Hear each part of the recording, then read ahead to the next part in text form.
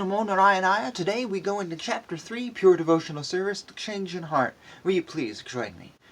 Sri Uka Deva Goswami said, Maharaja, as you have inquired from me as to the duty of the intelligent man who is on the threshold of death, so I have answered you.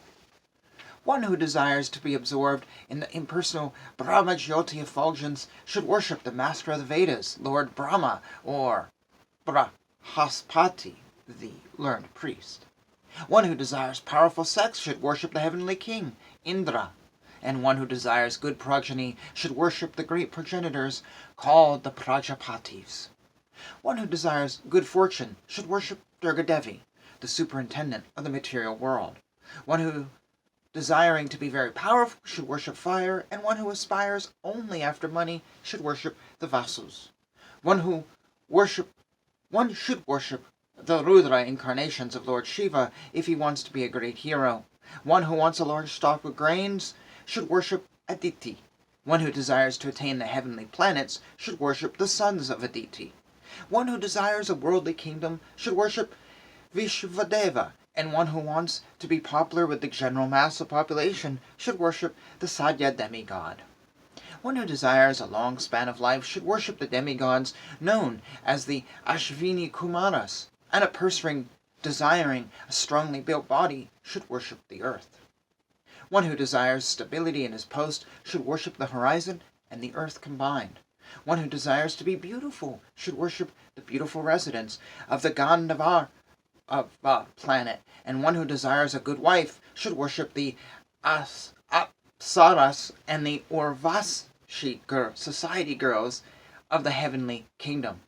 One who desires domination over others should worship Lord Brahma, the head of the universe. One who desires tangible fame should worship Lord Vishnu. And one who desires a good bank balance should worship the demigod Varuna. If one desires to be a greatly learned man, he should worship Lord Shiva. And if one desires a good marital relation, he should worship the chaste goddess Uma, the wife of Lord Shiva. One should worship Lord Vishnu, or his devotee, for spiritual advancement and knowledge, and for protection of heredity and advancement of a dynasty, one should worship the various demigods.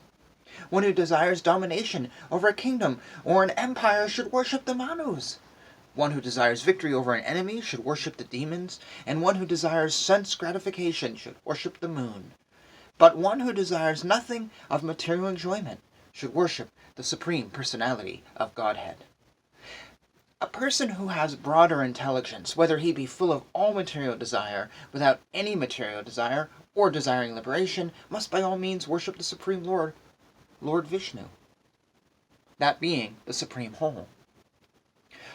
All the different kinds of worshippers of multi-demigods can attain the highest perfectional benediction, which is spontaneous attraction unflinchingly fixed upon the Supreme Personality of Godhead, only by the association of the pure devotee of the Lord. Transcendental knowledge in relation with the Supreme Lord Hari is knowledge resulting in the complete suspension of the waves and whirlpools of the material modes. Such knowledge is self-satisfying due to its being free from material attachment, and being transcendental, it is approved by authorities. Who could fail to be attracted? I'm going to pause here. This is not a long chapter, and I could keep going, but I'm kind of thrilled by this bit. I said in another video, Canto 2 is where it is. So Canto 1 was a story, and it was an interesting story, but Canto 2 is we really are getting into living and worshipping, and it's really, there's so much here. Thoughts, questions, I'm just going to throw out some random things here. First of all, my apologies, because I'd never heard or seen many of these names, so I destroyed their Sanskrit names. My apologies. I do not know who, it says the master of the Vedas, Lord Brahma, or Brihaspati, the learned priest. I've never seen that name. If you know who Brihaspati is and why we should worship him, a priest, not a god? Or is this just a different... So, who is he? Link down below would be amazing for anyone who also wants to know this. Or is Lord Brahma and Brihaspati the same same person. I thought it was interesting. It said you should, for marital relation, one should worship the Kshast goddess Uma, the wife of Lord Shiva, and I was suddenly reminded while reading this that Lord Shiva has a lot of wives. I think they all probably do. I always think of Shakti, but I mean Uma might be a face of Shakti. But this is just so interesting. All these gods. What's interesting though, just off the cuff, if you go into the Hare Krishna world, which I have a foot in, but I don't consider myself a Hare Krishna, it's all about Krishna. Krishna, Krishna, Krishna. Bhakti, Bhakti, Krishna, Bhakti, Radha, Krishna. Sometimes you get the lion face god. I have him on my bracelet. Sometimes someone else may appear, but it's basically Krishna. And Rama too. Yet here we clearly see something that is opening up the world of worship to a lot of gods. Like, if you want this, you want this, you want this. If you want the top, go to Krishna. But if you want something else, go to these other gods. And I've not really seen that in ISKCON. Really. Also, I see a big push of like, why go here when you can go here? So you don't see this. If you want money, go after this. No, it's kind of pushing Bhakti for the big thing. What's interesting though is this actually reminds me more of the Himalayan Academy. They publish Hinduism Today. I've done little brief videos on them here. They are focused on Lord Shiva and much more open to other gods and other variations. They really endorse that. One last thought. This says that you can worship gods for wealth, for material relations, to be a great hero, to whatever. The list goes on, and it's, if you're interested, it's well worth reading this for yourself. It doesn't tell you not to do these things. It doesn't say, if you want money, worship this god. It's kind of interesting because you often see that. People are saying, well, you want enlightenment, you want divine, whatever, you want communication with God, you want to know God. It doesn't say, hey, you want money? That's okay. Here's your spiritual approach.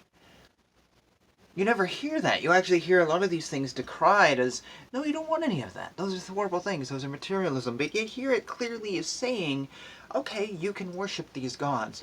So I feel like it's a fine line between pushing away materialism and then also, hey, you can worship the god that'll give you more stuff. On the other hand, someone would respond, and remember, I'm not a scholar, I'm not a guru, I'm not a teacher. If you find anything I say valuable, then thank you. But I don't have a religion behind me. I have some books that you can buy that aren't necessarily on religion. I'm just a lover of God. So I'm sure if a teacher could come back with some very logistic answer going, well, these things are for householders, or they're for shallow people, or they're for people who just, aren't developed enough, or they don't know God, or whatever. And it's just kind of giving them a better life until their reincarnation. I'm sure you get an answer like that. But my response would be, well, why doesn't God want everybody to rise up? Why is God willing to have some people down below? To which they probably argue karma and dharma and all that. I don't know. But I'm starting the conversation. I would love it if down below you continued it. Put your thoughts and chatter and all that. And we'll pick up the end of this chapter in the next video. Anyways, thank you for watching your video. Thank you for watching your videos. Thank you for watching my videos. If you have a video, you can post that down below. It's appreciated. And nothing fancy here. My whole kitchen. Haven't even fixed my hair yet for work. So it's just praising the Lord. So thank you. Hare Krishna, Krishna Krishna, Hare Hare, Hare Rama, Rama Rama, Hare Hare.